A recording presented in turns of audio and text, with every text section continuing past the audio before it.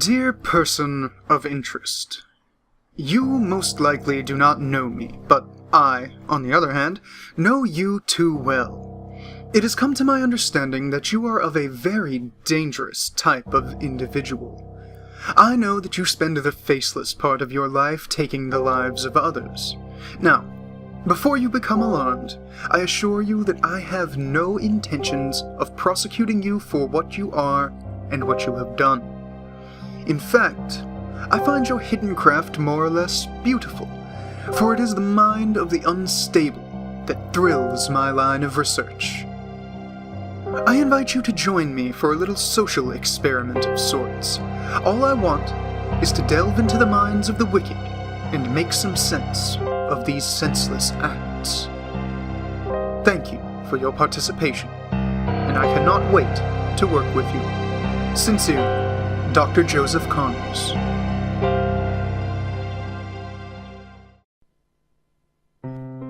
One does not expect to walk into a room filled with murderers. It brings me great curiosity as to where this idea first came into being. The work of a psychiatrist is found as professional and done in neat, organized methods. I did not plan to be interviewing madmen in an underground operation while I was at medical school, but I must take the risk in order to pursue a breakthrough in mental health science. My work is not always clean, for my hands have been slightly dirtied with the types I associate with. How I came into contact with these people is something no one needs to know. What should be brought to your attention, however, is that my unorthodox methods are strictly for scientific purposes. And, of course, the financial benefit of being the first man to ever reveal the deep inner workings of an American serial killer. This process demanded a lot of time and care. There is no way to get results by posting a Craigslist ad looking for a group of people who are all wanted for homicide.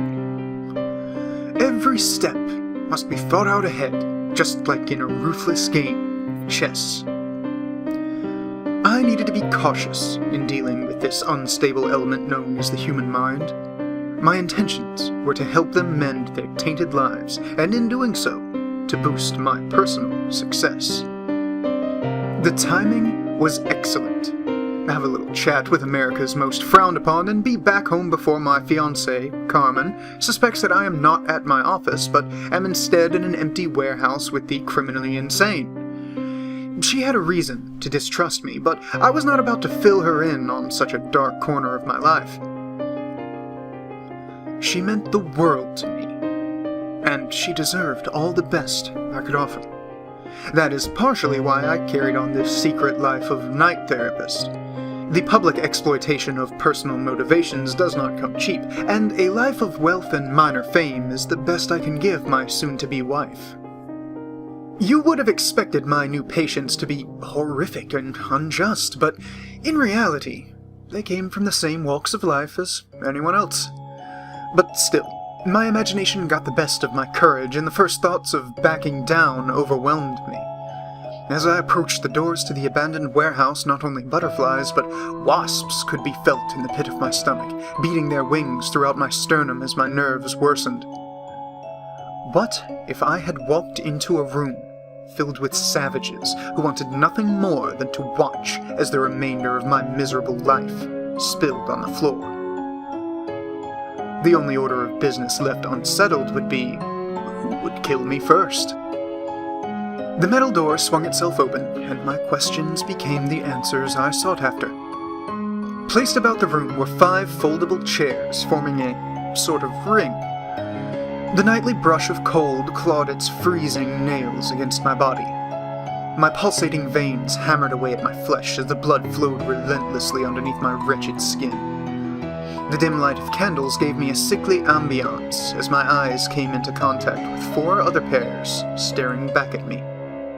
These eyes gave no emotion, but as I observed closer, the faces were made apparent.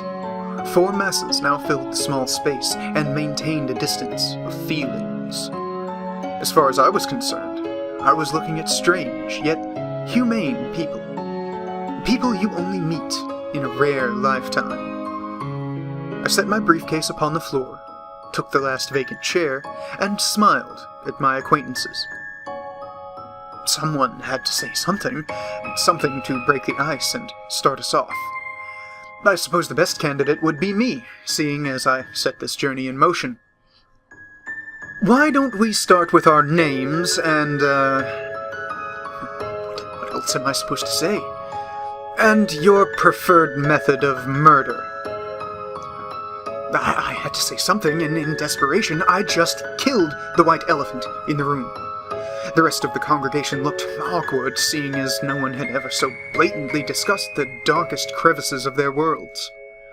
The silence was concluded with a nod of confirmation, and we began in a clockwise direction. To my left was a man with sleek jet-black hair that fell into his face. His skin was sunken in and resembled more of a corpse than a living organism. His expression was aggressive, and his brow was almost stuck in a cringe. His voice was harsh when he spoke. My name is Maxwell. I haven't been called that in a while, but that's my name. He stood firm and stiff with his arms crossed against his gray tank top. At this time, I noticed a tattoo on his shoulder, which was a snake winding through the open mouth of a cracked skull. He startled me when he spoke again. I have killed 7 people. The past 4 times, I have locked them in my basement and let them die. Okay, so we were making progress, although I needed to keep it moving along. That's very good, I said, trying to be enthusiastic. I looked to the next person to the right of the circle. She was a middle-aged woman who emanated a constant feeling of sadness. Her grayed gown left only her head as the little bit of visible flesh. Her hair was withered down and absent of any remarkable color. Hello, my name is Mrs. Victoria Graham.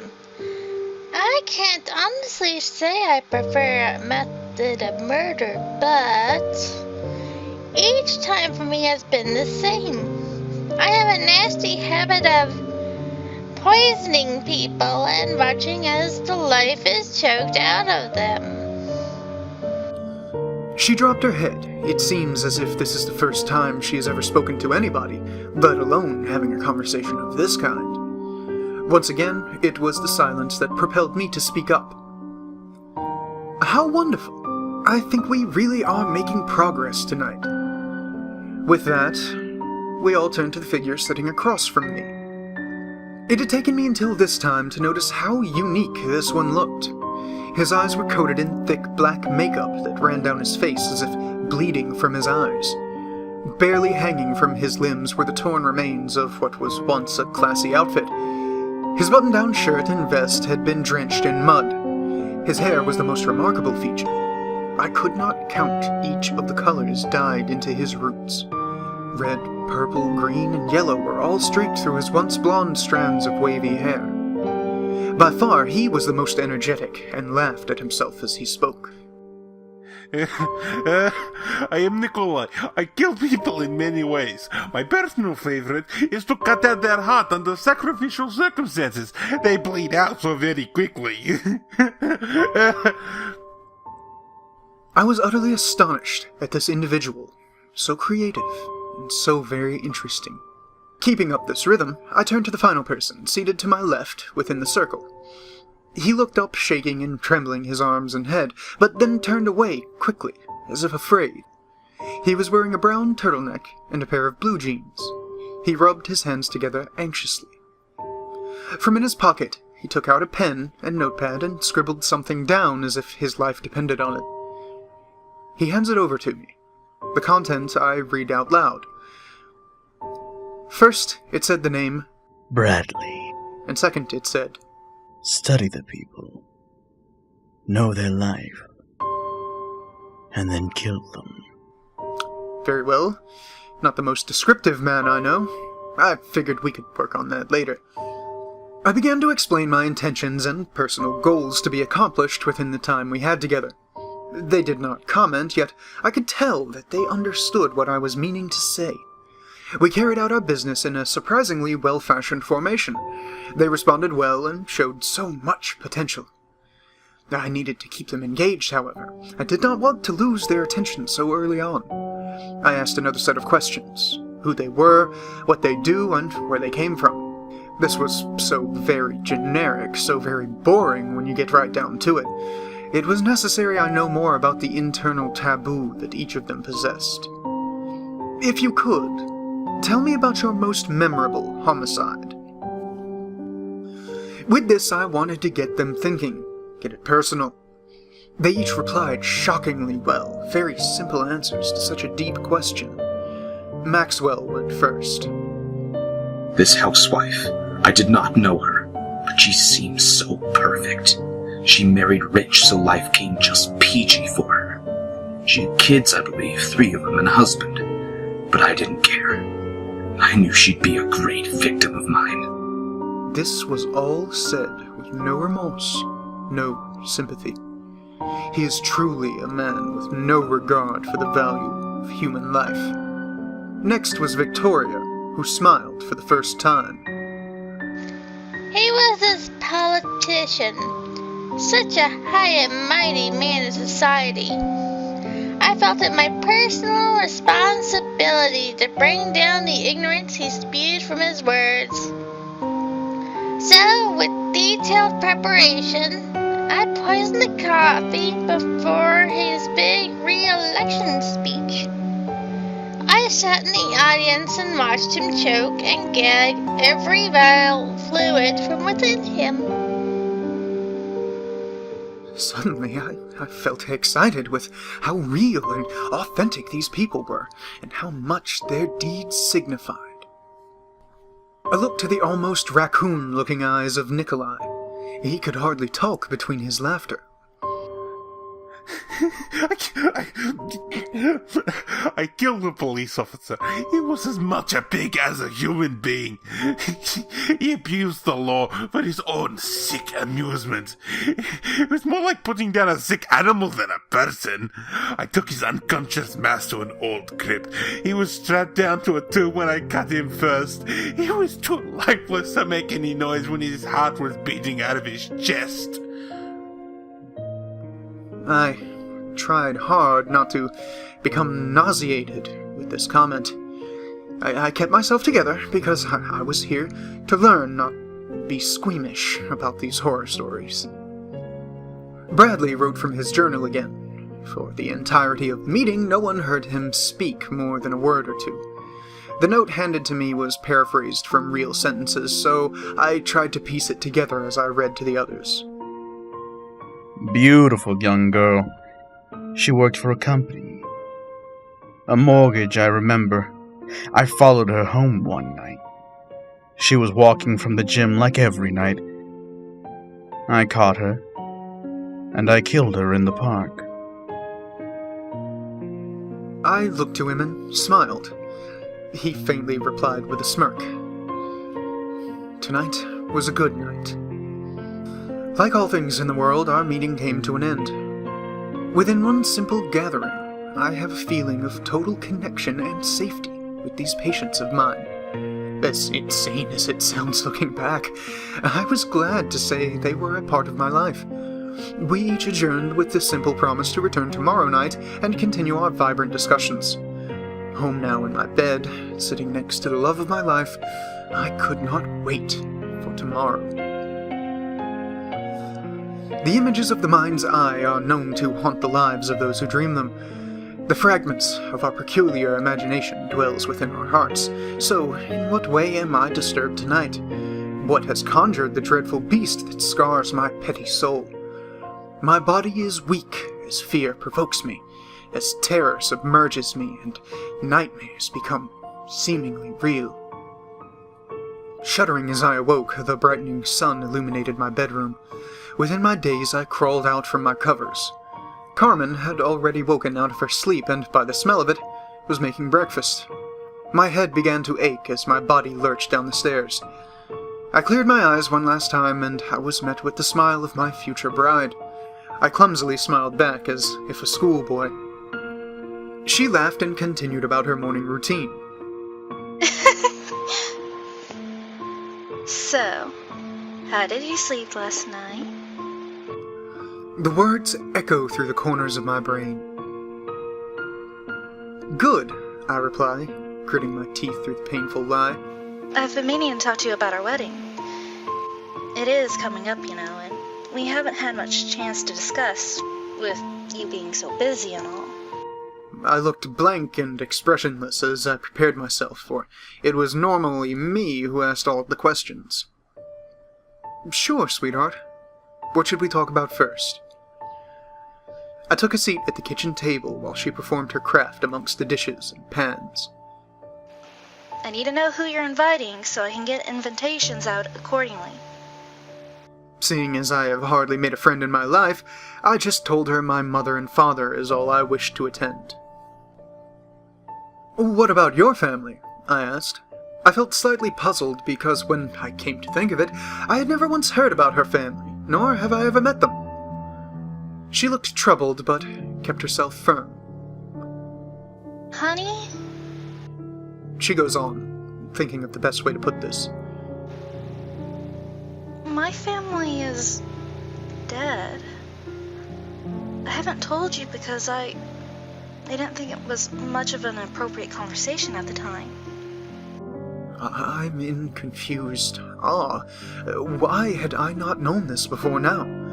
I searched my thoughts for the correct words, yet I feel as though I have failed to find a perfect response. How did they die? This I said in another white elephant dead on the ground with a stupid remark. She looked emotional, but I could see that she was strong and had long made some form of peace with this situation. They were all killed, or murdered, I should say. All on different occasions. She now seemed fully prepared to handle this conversation. I had a mother, a father, a brother, and a sister. All of them are dead due to homicide. I fished for another question. What did they do in life? I asked. My father was a politician. My mother kept the house. My brother was a cop, and my sister worked for the mortgage company.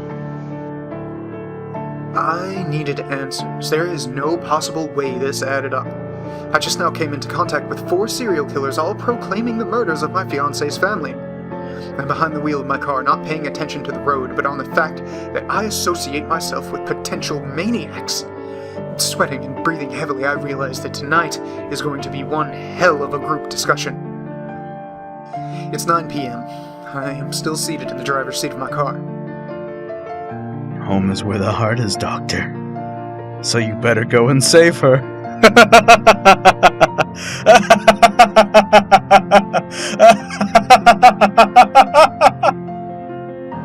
Back in my car, driving faster than I was meant to be going, the gun in my lap and the letter clenched tightly in my whitening knuckles. I needed to make things right. I swear to God, if they hurt her...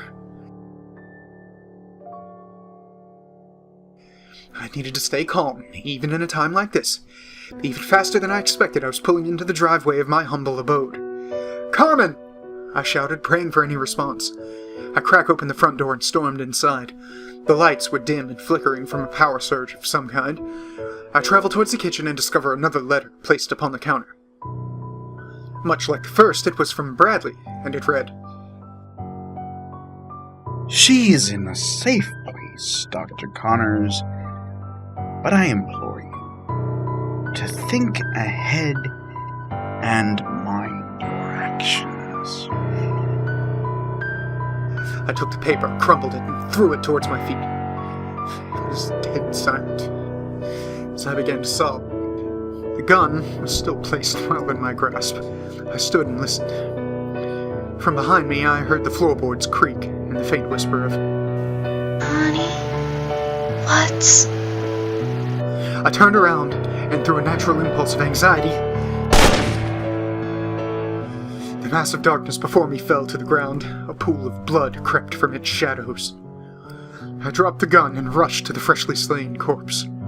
With a closer look, I recognized the face. My heart sank to the lowest possible level, and I screamed in horror. She laid there with a wound through her chest.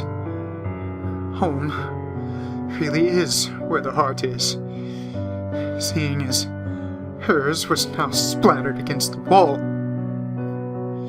Carmen. My dear, sweet Carmen.